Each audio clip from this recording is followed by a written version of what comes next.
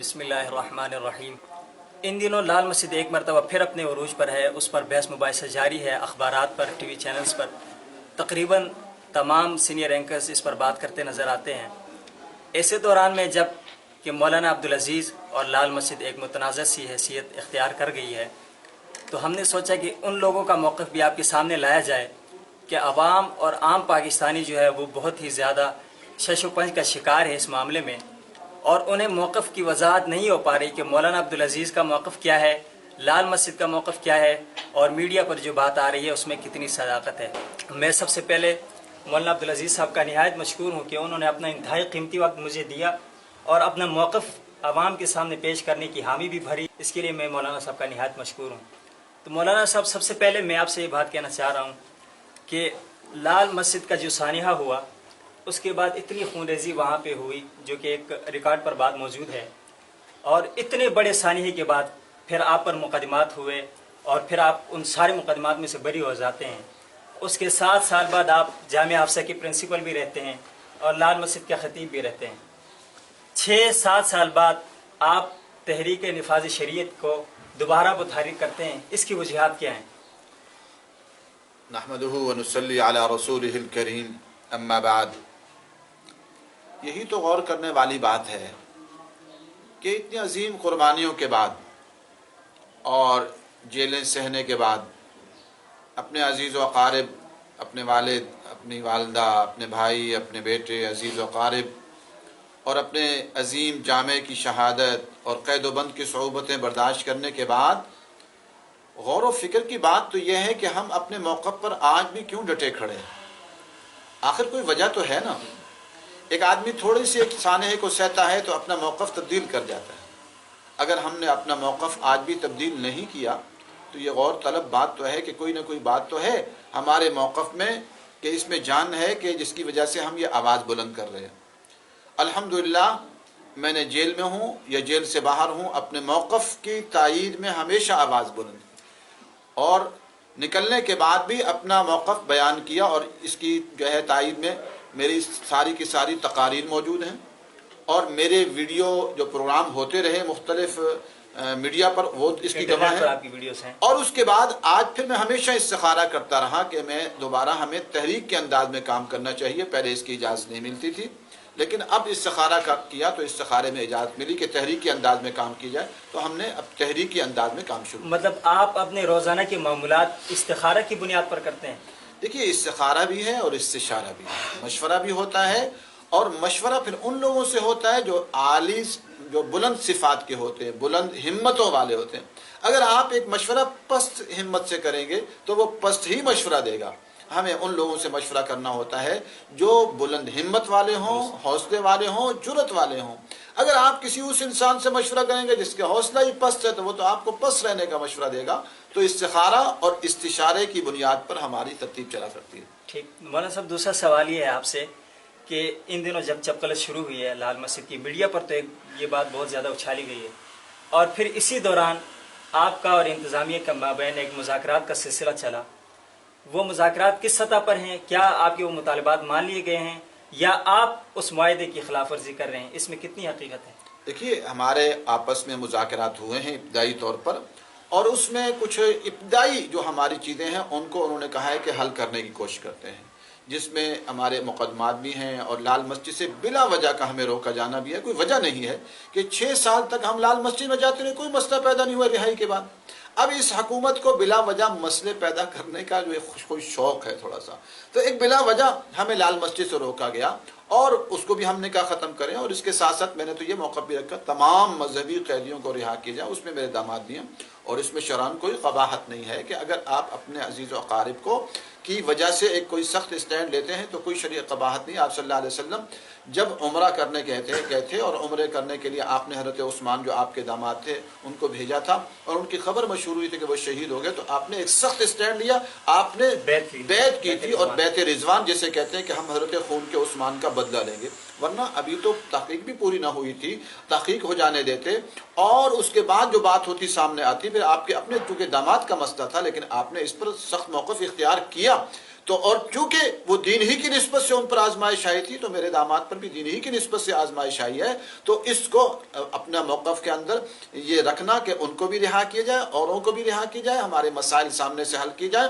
باقی ہم نے کوئی کمپرومائز نہیں کی کہ جو ہے آگے ہماری تحریک نہیں چلے گی قرآن و سنت کی، وہ ہم پرامن تحریک، ہمارا حق ہے اس ملک میں کہ ہم پرامن تحریک چلائیں۔ مولانا پرامن کی تھوڑی وضاحت کرتے ہیں، چونکہ لوگوں کا یہ خیال ہے کہ جیسے 2007 میں لال مسجد کی مطلب آپریشن سے پہلے بھی ایک زمینی لڑائی جاری رہی ہے، جو لوگوں کا موقف ہے، آپ یہ پرامن سے آپ کی کیا مراد ہے؟ آپ کون سی پرامن چاہتے ہیں؟ کیا جیسے ہمارے پاکستان میں جمہوری جماعتوں میں ایک سلسلہ ہے کہ وہاں پہ تنظیم سازی ہوتی ہے، اس کی رکنیت سازی ہوتی ہے، اور وہ پرامن جو ہے تقریری لحاظ سے ہوگی یا تحریری لحاظ سے ہوگی، جس طرح جدوجہد ہوتی ہے، آپ کون پرامن سے آپ کی کیا مراد ہے؟ دیکھیے کیا آپ کے ساتھ مطلب گن مین ہوں، اسلحے کے ساتھ لوگ چلے، یہ پرامن ہے، یا آپ پرامن کو کچھ اور سمجھتے ہیں؟ دیکھیے اس وقت ذوالفقار مرزا صاحب ہیں، انہوں نے خود میڈیا پر آ کر کہا کہ میرے 400 گن مین ہیں۔ درست ہے، سنیے۔ جب وہ 400 گن مین کے ساتھ نکلتے ہیں تو جو مخالفین ہیں ان پر دہشت ہوتی ہے کہ نہیں ہوتی؟ لیکن وہ پھر بھی کہتے ہیں ہم پرامن ہیں، یعنی وہ 400 لے کر نکلتے ہیں۔ اس کے بعد ہمارے حکمراں سینکڑوں گاڑیوں کے ساتھ نکلتے ہیں، وہ پرامن کہلاتے ہیں۔ تو اپنے گارڈز کے ساتھ نکلنا یہ کوئی پرامن ہونے کے خلاف نہیں ہے۔ اگر یہی ہے تو پھر ان کے بھی گارڈ آپ سب کے ختم کر دیں۔ بات یہ ہے کہ ہم قانون کو ہاتھ میں لینے کی بات کریں اور یہ چیزیں کریں تو پھر اور بات ہے۔ لیکن اس کے باوجود کہ آج دیکھیں میڈیا خود جا کے بہت ساری جگہوں پر چھاپے مارتا ہے، ان کے ساتھ لڑتا بھی ہے، وقار الحسن صاحب لڑتے بھی ہیں اور ان کو تو میں بھی ہوتی ہے، تو اس کو آپ پرامن ہونے کے خلاف نہیں کہتے۔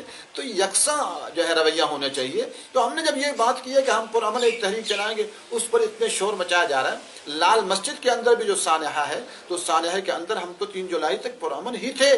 ہاں جب ہمارے اوپر ظلم و ستم کیا گیا پھر تحریک ہمارے ہاتھ سے 3 جولائی سے پہلے آپ کی طرف سے کوئی حکومت پر کوئی کارروائی نہیں ہوئی آپ کی طرف سے؟ آپ بتائیں کیا کارروائی ہوئی ہے؟ آپ بتائیں کہ کوئی ایک پولیس والا مارا گیا ہو، ایک کسی تھانے پر حملہ ہوا ہو؟ اب طاہر القادری کی جو تحریک ہے اس میں کتنے پولیس والے مارے گئے، عمران خان کی تحریک میں پی ٹی وی پر حملہ ہوا، لوگ پولیس والوں کو مارا گیا، ایجنسی کے لوگوں کو مارا گیا، پیٹا گیا۔ تو ہماری طرف سے تو کوئی ایسی چیز نہیں ہے۔ تو ہم تو پہلے بھی تھوڑی بہت جو ہوتا ہے وہ تو جو تحریکیں ہوتی ہیں اس کے اندر بھی حالانکہ گھراؤ جلاؤ ہوتا ہے۔ آپ کسی تحریک کو دیکھ لیجئے، چاہے پیپل پارٹی کی ہو چاہے مسلم لیگ کی ہو، جب بھی کہیں تحریکیں اٹھتی ہیں آپس میں انتخابات بھی ہوتے ہیں تو تھوڑا بہت تو ہو جاتا ہے، لیکن ہم نے تو ابھی وہ بھی نہیں کیا تھا۔ اس کے باوجود ہم پر الزامات کی بھرمار کر دی جاتی ہے۔ کیوں؟ اصل وجہ کیا ہے کہ اس ملک میں یہ لوگ اینکر حضرات ہوں یا جو بڑے حضرات ہوں، یہ اسلامی نظام کی بات نہیں سننا چاہتے، قرآن و سنت کی بات نہیں سننا چاہتے۔ مسئلہ اصل یہ ہے۔ صحافیوں کے بھی کچھ مسائل ہوتے ہیں، ورنہ بات یہ ہے کہ تمام جتنے بھی لوگ ہیں، پاکستان ایک اسلامی ریاست کے لیے بنایا گیا، اسلامی نظام کے لیے۔ پاکستان میں اسلامی نظام کی مخالفت کرنا کوئی بات نہیں، لیکن اینکر ہو چاہے کوئی پروفیسر ہو یا عوام ہو یا حکومت میں لوگ، وہ سب سے زیادہ جس بات سے پریشان ہے یا شش و پنج میں، وہ اس میں کہ شریعت کس کی، جماعت اسلامی کی جمہوری سے جو شریعت ہے کیا اسے نفاذ کیا جائے؟ مولانا فضل الرحمان صاحب کی جو پارلیمانی سیاست کے مطابق وہ جو کہتے ہیں کہ میں شریعت لانا چاہ رہا ہوں وہ ہو، یا آپ ہی کے ہم مسلک لوگوں کی دوسری مذہبی جماعتیں جو ہیں وہ نظام خلافت راشدہ کی بات کرتی ہیں وہ ہو، یا داعش جیسا اسلام آپ کہتے ہیں، یا تحریک طالبان جس شریعت کی بات کرتی ہے، آپ کس شریعت کی بات کرتے ہیں؟ عوام کے سامنے آپ شریعت کو رکھیں کہ وہ کس شریعت پر متفق ہوں اور کون سی اسلامی شریعت یہاں پہ نافذ کی جائے۔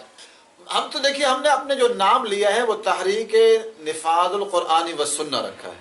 تو تحریک نفاذ القرآن والسنہ ہے۔ جب تحریک نفاذ القرآن والسنہ آ گیا تو اشکال نہیں رہا کہ کس کا۔ بعض لوگ کہتے ہم اگر اسلام کی بات کرتے کہتے کون سا اسلام، ہم فقہ حنفی کی بات کرتے تو کہتے فقہ حنفی کے ساتھ دوسری بھی فقہیں ہیں۔ اس لیے ہم نے تو بات ہی مختصر کر دی کہ تحریک نفاذ القرآن والسنہ جو قرآن مجید میں موجود ہے۔ اب جب قرآن مجید میں موجود ہے وہ قرآن کے اندر واضح طور پر موجود ہے اور احادیث پاک میں موجود ہے، نفاذ القرآن والسنہ ہے، ہم تو اس کی بات کرتے ہیں۔ نہ ہم نے یہ کہا کہ طالبان والی، نہ داعش والی، نہ کوئی اور، ہم نے تو کسی کی بات ہی نہیں کی۔ ہم نے تو بالکل واضح سے بات کر دی ہے کہ تحریک نفاذ القرآن والسنہ۔ اب اسی کو کسی پر اشکال ہی نہیں ہونا چاہیے، لیکن افسوس اور دکھ کی بات ہے کہ لوگوں کو اشکال نہیں ہوتا، لیکن وہ اشکال ہے اندر۔ اصل میں وہ کہتے ہیں کہ اسلامی نظام آ گیا تو یہ فحاشی اور یعنی ختم ہو جائے گی، یہ بے حیائی کا خاتمہ ہو جائے گا، یہ شراب کا خاتمہ ہو جائے گا، یہ جوئے کا خاتمہ ہو جائے گا، یہ کرپشن کا خاتمہ ہو جائے گا، یہ لوٹ کھسوٹ کا خاتمہ ہو جائے گا، یہ اللہ تعالیٰ کا خاتمہ ہو جائے گا۔ اب وہ اس کو تو نہیں کہہ سکتے، نہیں ہم تو اسلامی نظام کے خلاف تو نہیں ہے، لیکن سے پٹڑی بدل کے نا اسلامی نظام کے خلاف۔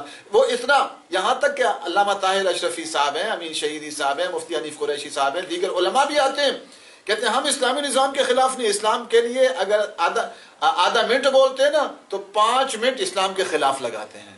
یہ کوئی طریقہ ہے؟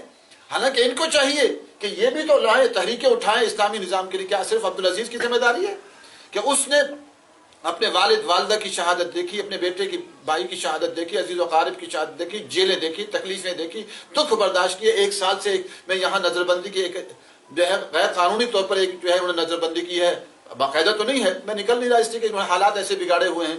تو اب یہ سب کچھ کے باوجود اگر میں آج اسلامی نظام کی بات کرتا ہوں تو وہ لوگ جنہوں نے دکھ برداشت نہیں کیے تو وہ لوگ جیلوں میں کیوں نہیں جاتے ہیں؟ امین شہیدی صاحب اسلامی نظام کے لیے جیل میں کیوں نہیں جاتے؟ مفتی حنیف قریشی کیوں نہیں جاتا؟ یہ سید حامد رضا صاحب کیوں نہیں جاتے؟ علامہ طاہر رشیفی صاحب سارا جیل کاٹے نا، میری تو ام حسان صاحبہ نے، میری بیٹیوں نے جیلیں کاٹی، تکلیفیں برداشت کی، عزیز و اقارب نے جیلیں کاٹی، تو یہ کیوں نہیں اسلامی نظام کے لیے جیلیں کاٹتے؟ صرف یہ لوگ حلوہ کھانے کے لیے رہ گئے ہیں اور زردے کھانے لے کے رہ گئے ہیں۔ تو ان کا موقف ہے کہ وہ ایک پرامن وہ کرتے ہیں، ان کا بھی ہم بھی تو پرامن ہیں، ہم نے کون سے جا کے کسی کو جو ہے اگلے سوال پر کھانے پر حملہ کر دیا ہے؟ میں آپ سے اگلا سوال کرنا چاہوں گا کہ عوام میں ایک اور جو آپ کے بارے میں جو ایک سمجھ سکتے ہیں کہ غلط فہمی ہے یا حقیقت ہے، اس کی وضاحت ابھی آپ سے طلب کریں گے کہ پاکستان آرمی کے بارے میں آپ کا کیا موقف ہے؟ 2 ٹوک جواب۔ کیا آپ پاکستان آرمی کو پسند کرتے ہیں، اسے اسلامی ریاست کی فوج تسلیم کرتے ہیں، اور اس کے بارے میں آپ کی خواہشات کیا ہیں اور آپ اس سے کیا کام لینا چاہتے ہیں؟ بہتر بات یہ ہے کہ میں تو یہ سمجھتا ہوں کہ پاکستان کی آرمی جو ہے جو دنیا کی بہترین آرمی الحمدللہ ہے اور قابل فخر ترین آرمی ہے، لیکن پرویز مشرف نے اس کو یو ٹرن دے کے ٹرن دے دیا واپس۔ جب تک یہ یو ٹرن نہیں دیا تھا پرویز مشرف نے تو پاکستان میں جتنی بھی جہادی تنظیمیں ہیں یہ اور وہ ان کا آپس میں کوئی مسائل نہیں۔ دیکھیے لیکن جب یو ٹرن لے لیا گیا تو یو ٹرن لے لیا، اس کو ابھی ٹرن واپس نہیں کیا ہے، ابھی وہی ٹرن چل رہا ہے۔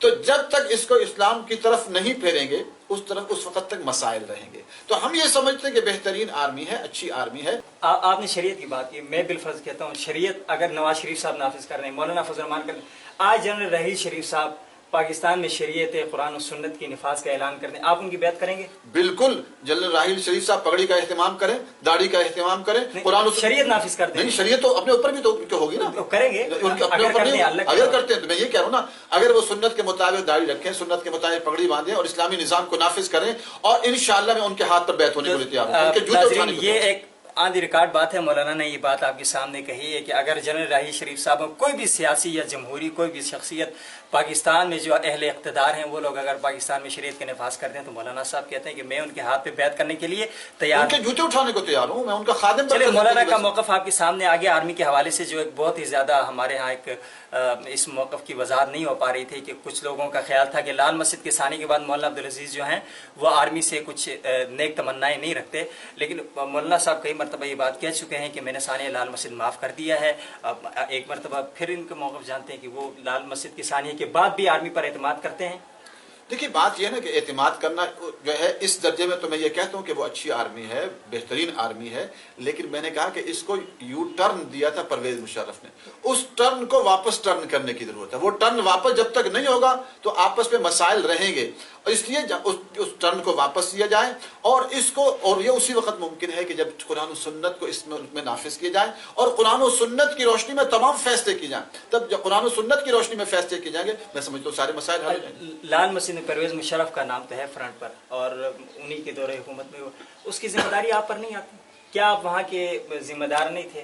آپ کے کہیں ایسے موقف یا آپ کے بھائی عبدالرشید غازی جو ہیں وہ وہاں پہ وہ شہید ہوئے، آپ کے دیگر جو لوگ شہید ہوئے، وہاں پہ آپ کے موقف میں کیا تضاد تھے یا اس کی ذمہ داری آپ پر نہیں آتی؟ جتنے وہاں خون بہا، جتنی شہادتیں ہوئی بقول آپ کی، آپ تو ہزاروں میں تعداد بتا رہے ہیں جبکہ حکومتی مشیر لیگ اس کی تعداد کچھ کم بتا رہی ہے، لیکن یہ ایک حقیقت ہے کہ وہاں جو کچھ ہوا وہ تاریخ نے دیکھا، آج بھی آن دی ریکارڈ موجود ہے، اس کی آپ پر کتنی ذمہ داری عائد ہوتی ہے؟ میرا سوال ہے کہ پھر حضرت حسین رضی اللہ تعالی عنہ جو چلے تھے، حضرت حسین رضی اللہ تعالی عنہ یزید کے ان چیزوں کی اختلاف کر رہے تھے جو بعض غیر اسلامی چیزیں تھیں، تو کیا اگر حکمراں غیر اسلامی چیزیں کر رہا ہے اور ایک اللہ کا نیک بندہ اٹھتا ہے اور وہ کہتا ہے کہ یہ سب غلط ہو رہا ہے، اور اس میں آپس میں مقابلے میں لوگ جو ہے ایک طرف شہید ہو جاتے ہیں دوسری طرف مارے جاتے ہیں، تو کیا اس کی ذمہ داری نعوذ باللہ حضرت حسین پر ڈالی جائے گی؟ کہا جائے گا، دیکھ ڈالی جائے گی؟ اب حضرت حسین کو بھی پھر خاموش ہو جانا چاہیے تھا, اس کے خلاف نہیں اٹھنا چاہیے تھا. ہمیشہ سے یہ رہا ہے کہ اہل حق نے اٹھے ہیں ان ظالمانہ فیصلوں کے خلاف جو قرآن و سنت کے خلاف تھے, اور اس کے بعد پھر آپس میں کچھ کلیش بھی ہوئے ہیں. میں یہ سمجھتا ہوں کہ یہ سب کچھ ہوا کیا دھرا کس کا ہے, یہ تو پرویز مشرف کا ہے. کہ پرویز مشرف نے جو ہم ایک طرف چل رہے تھے, افغانستان میں طالبان سے ہمارے رابطے تھے, افغانستان کا سفارت خانہ موجود تھا, افغانستان کے وزراء یہاں آتے جاتے تھے, اچانک امریکہ کے دباؤ پر, سخت دباؤ پر ایک یوں ٹرن لے لیا اور کہا طالبان ظالمان ہو گئے ہیں. اب میری بات سنیے نا, اس کے بعد پھر یہ سب کچھ اس کا کیا دھرا ہے کہ اسلام آباد میں پھر مساجد گرائی جانے لگی. تو 80-90 مساجد کا فیصلہ ہو گیا کہ یہ سب گرا دی جائیں گی, یہ مساجد مدارس گرا دی جائیں گے, اور اس کے بعد پورے پاکستان میں یہی روش جاری ہو رہی تھی. تو اس وجہ سے ہم اٹھے تھے. تو میں یہ سمجھتا ہوں کہ یہ پرویز مشرف کا کیا دھرا تھا. ہم تو حق سچ بات کے لیے اٹھے تھے, تو ہمارے اوپر یہ بات نہیں آتی بلکہ پرویز مشرف پر جاتی ہے. یہ آپ کا درست بھی ہے کہ پرویز مشرف صاحب کے بعض ایسے غلط فیصلے تھے جن کی بنیاد پر پاکستان آج بھی بہت سے مسائل کا شکار ہے. آپ سے اگلا سوال یہ کہنا چاہتا ہوں, آپ نے شریعت کی بات کی, پاکستان کا جو آئین ہے خصوصاً 1973 کے بعد کا جو آئین ہے, اس میں آپ کے ہی ان علماء جن کو آپ اپنا اکابر سمجھتے ہیں, میں اگر نام لینا چاہوں مولانا مفتی محمود صاحب اور مولانا غلام غوث ہزاروی صاحب, اسی طرح کے دوسرے بھی علماء, مطلب اگر آپ کے وہ مسلک سے نہیں بھی ہیں جن پر امت یا پاکستانیت اعتبار کرتی ہے, ان علماء کے وہاں پر دستخط موجود ہیں, انہوں نے اسے اسلامی جو ہے قانون تسلیم کیا. بہت سارے علماء اس پر متفق آج بھی ہیں کہ یہ اسلامی نظام ہے. تو آپ نے کئی مرتبہ پروگرام میں کہا کہ میں پاکستانی جو آئین ہے اس کو اسلامی نظام نہیں سمجھ سکتا. تو آپ کیوں نہیں سمجھ سکتے کہ یہ اس کی آپ وضاحت کریں گے کہ یہ کیسے غیر اسلامی ہے؟ پہلی بات تو یہ ہے کہ ان کسی اکابر کے دستخط آئین پر موجود نہیں. آپ آج بھی مطالعہ یہ نیا انکشاف ہے. بالکل مطالعہ مفتی محمود کی دستخط نہیں, کسی کے دستخط نہیں, مولانا غلام غوث ہزاروی کسی کے دستخط نہیں ہے, مولانا فضل الرحمان صاحب تو آج اس کی تائید کر رہے ہیں. کسی کے دستخط نہیں ہے. میں آج بھی آئین موجود ہے, آج بھی انگریزی میں موجود ہے, اردو میں موجود ہے, آپ جا کے اس کا مطالعہ کر لیں.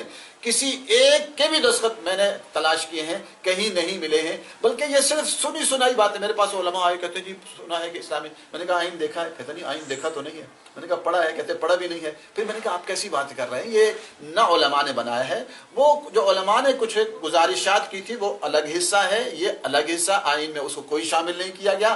ہاں آئین میں کچھ چیزیں وعدوں کی شکل میں داخل کی گئی ہیں کہ سود ختم کیا جائے گا, اور قرآن و سنت کو سپریم بنایا جائے گا, اور جو ہے جو عدالتی چیزیں ہیں ان میں قرآن و سنت کی چیزیں لائی جائیں گی. جیسے ایک وعدہ کر لیتے ہیں کریں گے, وہ ہیں. باقی کسی نہ عالم کے دستخط ہے نہ کوئی چیز ہے. پھر اسی آئین کے اندر میری تفصیل اس پر کتاب بھی آ رہی ہے, کیا پاکستان کا آئین قانون نظام اسلامی, انشاءاللہ ہم انٹرنیٹ پر بھی ڈال دیں گے, آپ اس کا مطالعہ کر لیں کہ اس میں 20 چیزیں ایسی ہیں جو قرآن سے متصادم موجود ہیں, جو کفر کے درجے میں آتی ہیں. اور سود کے بارے میں کہا ہے کہ تا حکم ثانی سود چلتا رہے گا, تو سود کو جاری رکھنا, چاہے تا حکم ثانی جاری رکھنا, اور 40 سال تو آئین بنے ہوئے ہو گئے, تو یہ کیا کفر کی بات نہیں ہے؟ ایسی کفریہ باتیں موجود ہیں. تو اس سے ہم سمجھتے ہیں کہ ہمارا آئین جو ہے اس میں بہت ساری چیزیں ایسی ہیں جو غیر اسلامی چیزیں شامل, بہت ساری اکثر چیزیں ایسی ہیں. اصل آئین اگر بنانا ہے تو قرآن و سنت کو آئین بنانا ہوگا, نظام بنانا ہوگا, تبھی مسائل حل. آئین میں تو سپریم لا قرآن و سنت ہے جی, اتنا تو کہہ دینے سے کچھ نہیں ہوتا. آپ کے ہمارے جو بڑے ابا جی ہمارے بڑے ہیں, اور ان کا حکم کوئی بھی نہ مانو, کہہ دیں کہ جی ہمارے بڑے یہ ہیں, نہ ان کا حکم چلتا ہو گھر میں, نہ ان کو کوئی بات مانتا ہو, لکھ دیا گیا قرآن و سنت سپریم لا ہوگا. آج عدالتوں میں جائیے وہاں قرآن و سنت نہیں چلتا, آج ایوانوں میں جائیے وہاں قرآن و سنت. اگر سپریم لا ہے تو ہمارے تمام وزراء, سنیے, ہمارے وزراء اور قومی اسمبلی کے ممبران کے لازمی ہونا چاہیے کہ وہ قرآن و سنت کو جانتے ہیں. انہیں قل اللہ احد نہیں آتی, سابق وزیر داخلہ قل اللہ احد نہ پڑھ سکے, سینیٹر جو ہے اعتزاز حسن قل اللہ احد نہ پڑھ سکے. یہ سپریم لا ہے, یہی ہے کہ ان کی تربیت اسلامی کی جا رہی ہے. اگر ہوتا تو ان لوگوں کی یہ رکنیت منسوخ ہو جاتی جن کو قل اللہ احد نہیں آتا, ان کی رکنیت منسوخ کی جاتی, لیکن کچھ بھی نہیں ہوا. اس کا مطلب یہ صرف کہنے کے ہاتھی کے دانت, دکھانے کے اور کھانے کے اور. نہیں, وہ تو قانون کی غلطی تو نہیں ہے نا, وہ تو ان شخصیات کی غلطی ہے جن کو کہاں لکھا ہے کہ جس کو قرآن مجید کا ترجمہ نہیں آتا ہوگا وہ رکن نہیں بن سکتا, وہ وزیر نہیں بن سکتا, وہ سینیٹر نہیں, کہیں لکھا ہے کہیں بھی نہیں لکھا. جو نماز نہیں پڑھتا ہوگا وہ, اسلام میں تو یہ ہے کہ وہ نماز کا پابند ہوگا, قرآن و سنت کو جانتا ہوگا, شریعت مطہرہ کو جانتا ہوگا, شریعت کے مطابق عمل کرتا ہوگا. ہمارے آئین قانون کہیں بھی نہیں لکھا کہ وزراء کے لیے ان سب کے لیے یہ سب چیزیں ہونی چاہیے, کچھ بھی نہیں لکھا. یہ تو ایک افسوسناک صورتحال ہے ہمارے پاکستان میں. خصوصاً میں ان دنوں میں جب دیکھ رہا تھا انٹرویوز یا وہ کہ ہمارے بہت سے جو لوگ الیکشن لڑے تھے وہاں تو قومی ترانہ تک نہیں آتا تھا. اسلامی تعلیمات سے دوری ہم سب کی کمزوری ہے اور یہ مدارس خصوصاً اس میں یہاں بہت اہم کردار ادا کرتے ہیں. مولانا صاحب مختصر سے آپ آگے چلتے ہیں. آپ سے اگلا سوال یہ ہے کہ آپ کے بارے میں سب سے زیادہ آپ کے اپنے لوگوں کو بھی اور عام پاکستانیوں کو بھی یہ شکوہ ہے کہ آپ نے بچیوں کو ڈھال بنا رکھا ہے. جامعہ حفصہ کی بچیوں کو آپ اپنے مقاصد کے لیے استعمال کرتے ہیں. دیکھیے ڈھال تو اس وقت ہوتا ہے کہ جب جس کو ہم نے زبردستی کوئی چیز کی ہو. آج آپ کسی وقت آ جائیں, یہاں ہمارے دروازوں کو تالے نہیں لگے ہوئے اور ہم نے ان کو سخت کر کے پابند نہیں کیا ہوا. وہ تو از خود الحمدللہ اللہ تبارک و تعالیٰ نے ان کو یہ جذبہ دیا ہے. اب میں جو جمعے کو میں نے جانا تھا تو ہم نے کہا تھا ایک ریلی کی شکل میں جائیں گے, تو اس طالبات کی طرف سے یہ آ رہا تھا کہ استاد جی کی گاڑی کے قریب ہم رہیں گے. اب دیکھیے نا, عمران خان صاحب, طاہر القادری صاحب بھی آئے, ان کی منہاج القرآن کی جو بچیاں تھیں ان کے آگے پیچھے تھی, تو وہاں پر کوئی اشکال نہیں اٹھتے. اگر ایک از خود بچیاں اپنے جذبے کے تحت آتی ہیں اور محبت اور پیار کرتی ہیں, تو صحابیات میں بھی ایسی صورتیں رہی ہیں. اور یہاں بھی اگر جو ہے وہ از خود وہ یہ کام کرنا چاہ رہی ہیں, اسلام کے لیے, شریعت کے لیے آگے بڑھنا چاہتی ہیں اور کام کرنا چاہتی ہیں, ڈھال تو اس وقت ہوگا نا ہم نے ان کو زبردستی پکڑ لیا اور ڈھال بنایا ہوا. ان کے والدین کی طرف سے آپ کو اجازت ہے؟ دیکھیے اعتراض نہیں ہوتا اس بات. ہم نے ان سب سے کہا ہے کہ تحریک میں وہ شامل ہوگی جو اپنے والدین سے اجازت لے گی, اپنے والدین سے اجازت لے. مطلب آپ نے بچیوں کو ایک اختیار دے دیا. جی, اگر آپ کہتے ہیں میں آپ کو انٹرویو کرا دیتا ہوں, ہمارے یہاں اینی ٹائم آئیں اور میں آپ کو بچوں کا انٹرویو کراؤں گا کہ میں نے کیا بچوں سے بار بار یہ نہیں کہا کہ اپنے والدین سے پوچھ لیں اور استخارہ بھی کر لیں, مشورہ بھی کر لیں. ہماری طرف سے کوئی کچھ نہیں ہے, وہ شامل ہو جس کو والدین کی طرف سے اجازت ہو, اور خود اور ہمارے دروازوں پر کوئی تالے نہیں ہیں. آگے انشاءاللہ اس پر بھی ہم کبھی دیکھنے کی کوشش کریں گے, آپ کی بچیوں سے بھی ان کا موقف لیں. لیکن آج کی اس نشست میں آپ سے ایک سب سے جو آپ کا اس وقت جو ہے نا آپ پر جو شکوک و شبہات ہیں وہ سوال آپ سے کرنے لگا ہوں. داعش آپ نے نام بھی سنا ہوگا اور دیکھا بھی ہوگا, کیا اس کا طریقہ کار ہے اور جو کچھ وہ دنیا میں کر رہی ہے, اتنی سخت ترین جماعت اور ظالم جماعت, اس کے بارے میں آپ کی ہمدردی یا آپ کی اس سے وابستگی, اور آپ کے داماد حافظ سلمان کو بھی اسی شعبے میں اٹھایا گیا ہے, تو کیا حقیقت ہے کہ آپ اس کی تائید کرتے ہیں, حمایت کرتے ہیں, یا آپ کی اس سے وابستگی ہے؟ دیکھیے ہماری کوئی ان کے ساتھ کوئی تنظیمی یا کوئی اور وابستگی کوئی بھی نہیں ہے. بعض اوقات کچھ تھوڑی مناسبت کی وجہ سے لوگ کہتے ہیں کہ جی ان کا ان سے تعلق ہے یا ان سے تعلق نظر آتا ہے. میں آپ کو چھوٹی سی مثال دوں. آپ صلی اللہ علیہ وسلم جب تشریف لائے تو اس وقت دو بڑی طاقتیں تھیں, ایک روم تھی ایک فارس تھی. رومی مذہبی کہلاتے تھے اور فارس غیر مذہبی تھے جو ان کا مذہب نہیں تھا. اب رومیوں کے ساتھ مسلمانوں کا ایک مذہب کا رشتہ تھا, حالانکہ وہ عیسائی اور یہ مسلمان. جب رومی غالب ہوتے تو مسلمانوں کو اس سے تھوڑی سی دل کی تسلی ہوتی. تو دیکھیے بات یہ ہے کہ بعض اوقات ادنا مناسبت بھی ہوتی, جیسے یہاں پر بیٹھے ہوئے ہمارے حکمراں امریکہ برطانیہ کی فکر میں گھلتے ہیں تو ان کے ساتھ ایک تعلق ان کا نظر آتا ہے. بات یہ ہے ہمارا کوئی ان سے کوئی تنظیمی تعلق نہیں ہے نہ کوئی اور چیز ہے. ہاں چونکہ اسلامی نظام کی بات کرتے ہیں, اسلامی نظام کی ہم بھی بات کرتے ہیں, ہم نے اسلامی نظام کے لیے بہت ساری قربانیاں دی ہیں. میری بات تو سنیے نا, جیلیں صحیح ہے, تکلیفیں برداشت کی ہیں. اگر کوئی بھی اسلامی نظام کی بات کرے گا تو یہ اسلامی نظام چاہنے والے پوری دنیا میں ہوں گے, یقیناً ان کی نظریں ان کی طرف اٹھے ہوں گی اور نیک جذبات کا اظہار ان کے ساتھ کر سکتے ہیں وہ لوگ.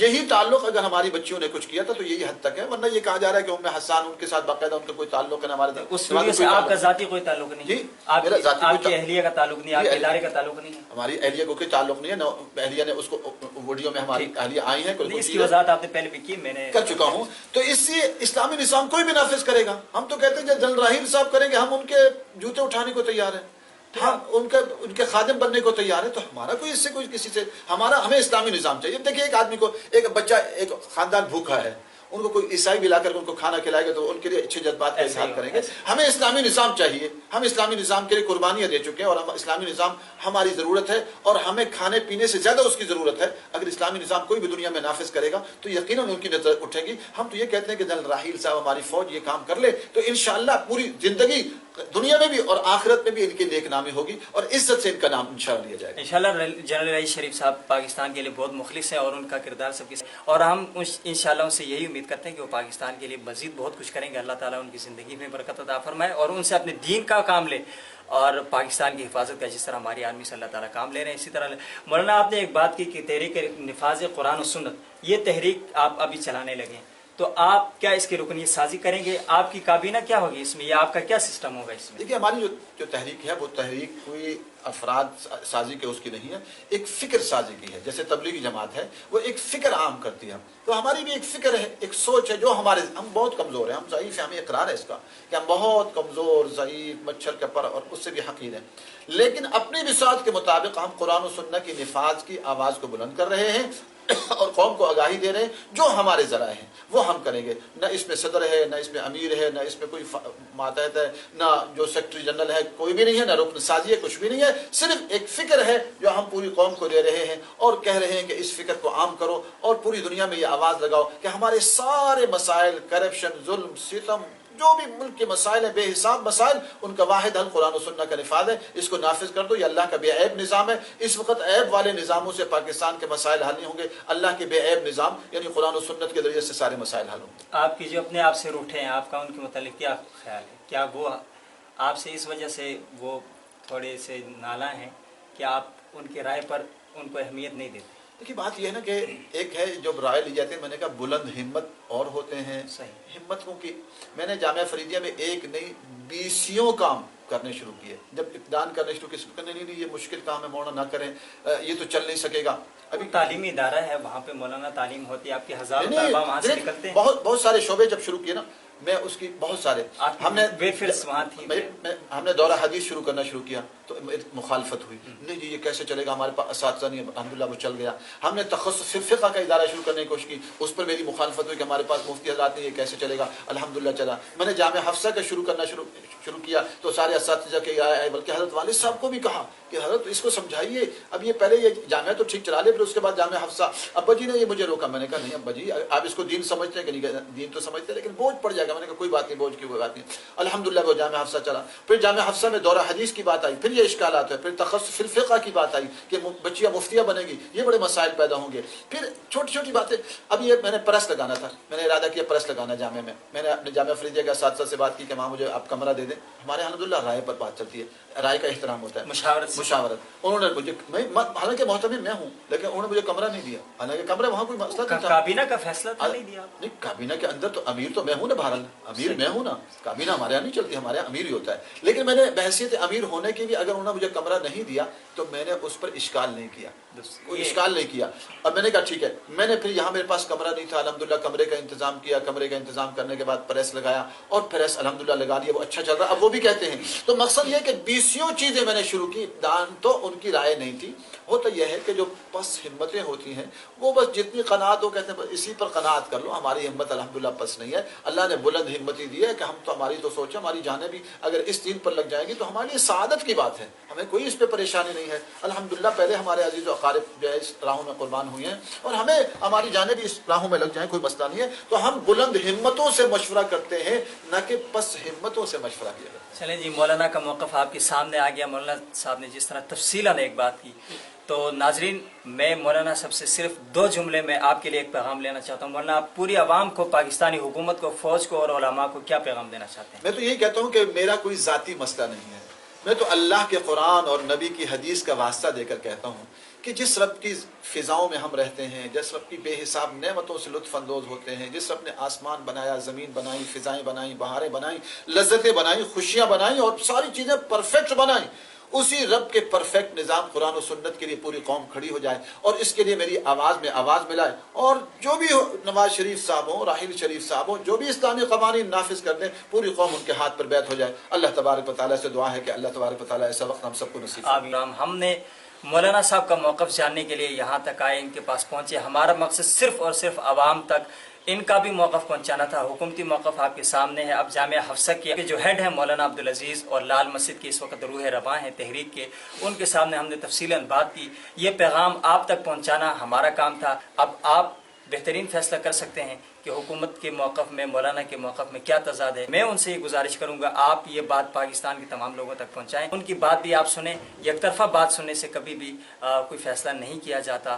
تو میرا کام آپ تک سچ پہنچانا تھا اور ان کا موقف پہنچانا تھا. اب اس میں یہ کتنی سچائی پر ہیں، ہماری حکومت کتنی مخلص ہے، یہ فیصلہ آپ پر چھوڑتا ہوں. محمد بلال اجازت چاہتا ہے. السلام علیکم.